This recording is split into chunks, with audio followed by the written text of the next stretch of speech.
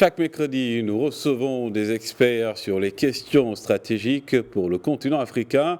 Et aujourd'hui, nous sommes avec Dr Bakary Somb, directeur régional du Timbuktu Institute, et nous parlons des enjeux de la coopération scientifique entre le Maroc et l'Espagne. Dr Bakary Somb, bonjour à vous et merci de répondre à notre invitation. Bonjour et merci de votre aimable invitation. Alors, en analysant les différentes conventions signées entre le Maroc et l'Espagne, vous parlez, je vous cite, d'un pont et d'un nouvel espace euro-africain de circulation des savoirs. À votre avis, pourquoi justement le choix du Maroc dans le cadre de cette politique d'ouverture sur le continent ?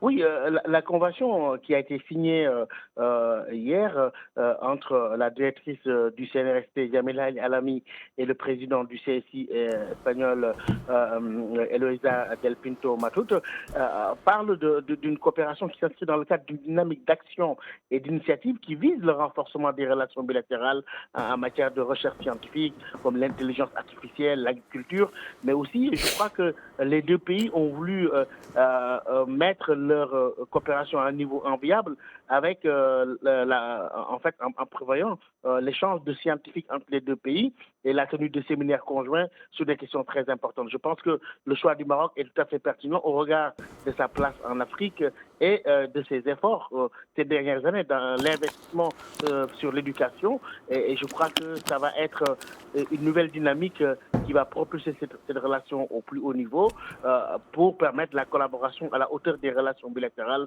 entre le Maroc et l'Espagne. Avant la coopération signée hier à Rabat entre le Centre national pour la recherche scientifique et technique du Maroc et le Conseil supérieur de la recherche scientifique espagnole, d'autres accords ont pu lier les deux pays dans le domaine universitaire. Au-delà du Maroc, est-ce plutôt le signe d'une vitalité de la recherche africaine de manière générale ? Oui, c'est vrai que le Maroc a beaucoup misé sur l'éducation et ses efforts ont porté leurs fruits. Par exemple, quand on regarde le portail américain Insider Monkey, le Maroc figure parmi les 5 pays dotés des meilleures institutions universitaires en Afrique. Et c'est dans le Maghreb aussi, par exemple, on voit que les résultats du Maroc en termes de classement se sont nettement améliorés.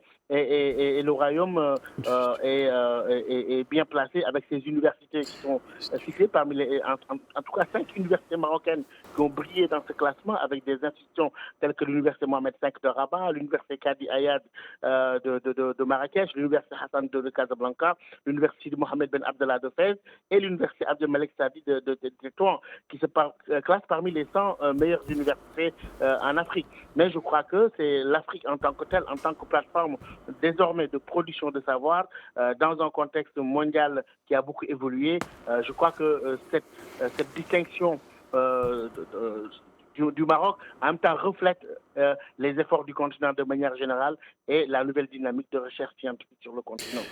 Alors, docteur, comment lisez-vous donc cette nouvelle dynamique de coopération plutôt entre le Maroc et l'Espagne dans le contexte actuel où l'on remarque une démarche que vous qualifiez de constructive de part et d'autre ? Oui, vous savez que déjà en mars 2024, le ministre des Affaires étrangères de l'Union européenne et de la coopération, José Manuel Alvarez, avait inauguré une table ronde sur l'Afrique et en disant qu'il y avait une nouvelle ère qui devait être inaugurée dans les relations entre l'Espagne et l'Afrique, qui serait, selon les Espagnols, fondée sur la conscience que, en fait, nous avons en partage le même espace géopolitique et confrontés aux mêmes défis. Et je pense que de ce point de vue-là, il y a une nouvelle dynamique fondée sur le dialogue avec les partenaires africains en produisant des meilleures ressources dont dispose l'Espagne, mais aussi l'Afrique. Et je crois que c'est une lecture assez consciencieuse, en tout cas assez lucide de la situation où l'Afrique a pris une place très importante et son statut géopolitique change, et notamment le nouveau statut de l'Afrique, c'est que le basculement géostratégique de notre continent pourrait changer la nature du rapport de force.